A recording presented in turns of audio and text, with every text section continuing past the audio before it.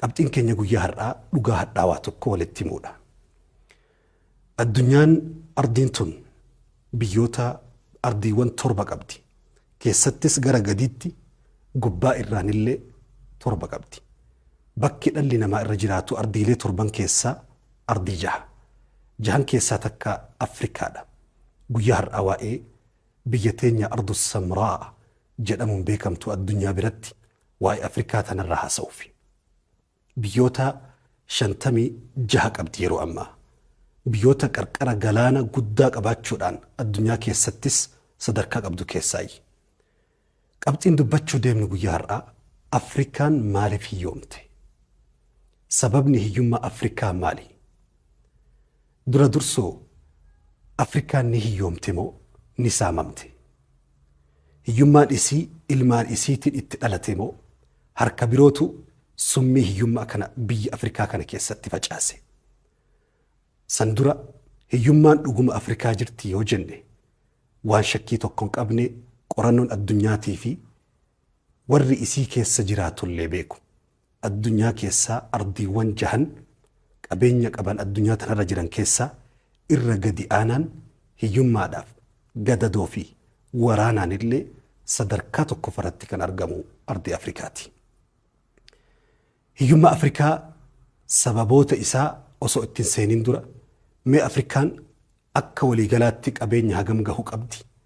Qabeenyi isii qabeenya akkuma isin beektan qabeenya uumamaatii fi ka guyyaa keessa hojjetanii addunyaa dhiyeessantu jira.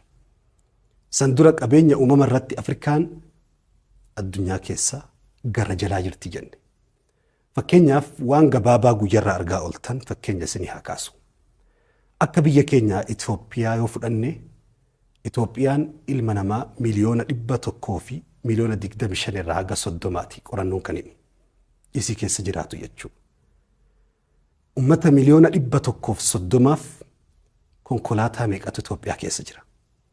Konkolaataan geejjibni socho'u haga ammaatti qorannoon bara 2025tti mirkaneesse konkolaataa miliyoona 1 fi tuqaa 3 qofa. Ummata miliyoona 100 konkolaataa miliyoona 130 konkolaataa miliyoona 1 fi 300 yoo hirte namni tokkochi konkolaataa tokko nama 100 olii yaabbatu jechuudha. Biyya ambaatti fakkeenya Ameerikaa biyyoota guddate yoo ilaalte ilma namaa miilaan deemu yoo ispoortiif ta'e malee yookiin qaama isaa jabeessuuf fayyaa isaatiif ta'e malee sababa hanqina konkolaataatiif gabbahee hin deemu. Akka fakkeenyaatti biyya ollaa keenya Saa'ud Arabiyaa yoo fudhanne namni Saa'ud Arabiyaa keessa jiraatu miliyoona 40 irraa 45 jedha qorannoon. Konkolaataan bara 2025 Saa'ud Arabiyaa keessatti argamu konkolaataa miliyoona 14 fi tuqaawii miliyoona gara 15 jechuudha. Biyya san qubattoota biyya saniitiif gahaadha jechuudha. Biyyoonni addunyaarraa ardiiwwan addunyaa tana keessa jiran keessaa miilaan lafarra yaa'uudhaan miilaan deemuudhaan sadarkaa tokkoffaarratti argamu lammiiwwan biyya Afrikaa keessa jiraatanidha. Keessaa Itoophiyaan sadarkaa 2ffaratti argamti. Kun mallattoo hiyyummaa zaahira badhee mul'aturraayi. Gara fakkeenya dhimma fayyaatii wal qabatu dhaabbilee fayyaatii yoo ilaalle hospitaalli xiqqaan waa'ee dhaabbilee fayyaa xixiqqarraa qabee kiliinikarraa qabee haga hospitaala gurguddaatti dhibamtootaa fi baay'ina uummata Afrikaa keessa jiraatuun wal madaaluufuu waan dubbatanii afaanitti namaa toluu miti jedhama.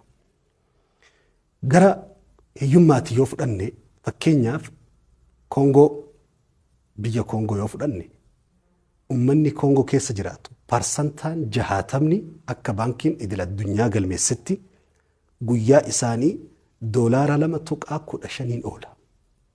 Uummanni Koongoo keessa jiraatu parsantaan 60 jechuudha. Sababni isaa waraanaa fi hiyyummaa bara dheeraa isirra turerraayi. Koongoon waraana waggaa 30 oliif isirra tureen caccabdee burkutooftee har'a lammiin isiin qabdu parsantaan 60 guyyatti doolaara 2.15 jidduu kanaan jiraata jechuun hiyyummarraa gara beelaatitti sadarkaa gadi aanarra jira jechuudha. Dhugumatti Afrikaa keessa kallattii diinagdeetiin oomishtummaatiin kallattii waan silaa ilma namaa jiraachisuuf bu'uuraalee misoomaatiin wal qabatu konkolaataa qofa osoo hin taane waan akka daandii tolchuu mana barumsa gahaa hospitaalota dhimma fayyaatii wal qabatan irratti Afrikaan addunyaarraa gara dhumaa jirti. Teknooloojiidhaanis intarneeta fayyadamuudhaan akkasuma teknooloojii haarawaa AI amma dhufe kanaan gara duubaarratti argamti. Meeshootiin dulloomaan kabar irraa dhume gara Afrikaatti gatama akka nama meeshaa mana keessa fayyadamee balfa yookiin qoshaashaatti gadi haru Afrikaatti gadi harama ture. Hagar'aatti kana keessa jirti. Hiyyummaa Afrikaa keessa waan jirtaniif, waan keessa jiraattaniif, waan argitaniif qorannoo addunyaa isin himuun hin barbaachisu. Isin mataa keessaan ni beektu. Gara qabxii lammaffaatti yoo tarkaanfanne qabeenya Afrikaan akka addunyaatti qabdu qabeenya uumamaa haa ilaallu. Afrikaan ardiilee addunyaa keessa jiran keessaa qabeenya uumamaatiin akka addunyaatti tokkoffaadha. Kan eenyullee mamuu mormuu fi shakkullee hin danda'u. Qorannoolee addunyaati. Fakkeenya dhimma waa'ee qonna lafaa haa ilaallu. Qonni addunyaan tun hirkattummaadhaan sadarkaa wantoota addunyaan tun ittiin jiraattu keessaa qonna. Akka qorannoon akeekutti lafti qonnaaf ta'u hektaara biiliyoona 1.5 addunyaa irratti argama.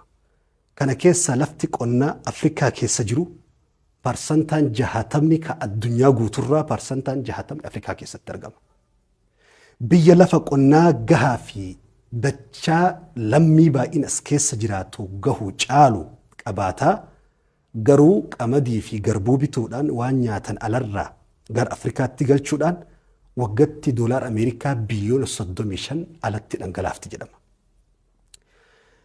Qabeenya uumamaa Rabbiin isii badhaase keessa gara albuudaati yoo ilaalle wantoonni silaa addunyaan tun fayyadamtu parsantaa 90 keessattuu oomisha konkolaataatiif oomisha mobaayilaa addunyaan tun guutuun harkaa qabduun wantoonni albuuda jedhamu kan mobaayilii irraa hojjetamu baatiriin konkolaataa irraa hojjetamu harki 90 Afrikaa keessatti argama. Fakkeenyaaf Koongoon qofti pilaatiniyeemii baatiriin irraa hojjetamu parsantaan 60 isitti argama. Waa'ee gara albuudaa fakkeenya warqii dhangala'aa fi warqii gogaa jedhamu fakkeenya almaazii warqiiwwan adda addaa biyyoota keessatti Aljeeriyaa biyyoota akka Naayijeeriyaa Jazaa'ir afaan Arabiitti kan jennu jechuun Aljeeriyaa Maaliin biyyoonni akka Koongoo warqii fi wantoota reef dubbanne pilaatiniyeemii qabaachuudhaan sadarkaa addunyaa keessaa parsantaan 60 akka addunyaatti biyyoota maqaa dhahe kana keessatti argama. Warqiidhaan South Afrikaan yookiin Afrikaan kibbaa Suudaan biyyoota warqiidhaan badhaadhan keessaa akka addunyaatti beekamu. Garuu jireenya warqiin isii keessaa osoo haramu jiruu dhoqqee jiraatu. Jiruu dhalli namaa hin jiraanne jiraatu. Fakkeenyaaf qabeenya gara humna namaatitti yoo ceene qabeenya addunyaa kanaa meeshaa albuuda lafaa qotan qofaa miti. Oomishanii gurguranii galiin isaa mallaqaan namaa deebi'u qofaa miti. Meeshaan diinagdee guddichi ilma namaati. Warqii kan baasu nama malee warqiin nama hin baasu. Kanaaf ilmi namaa warqii caala.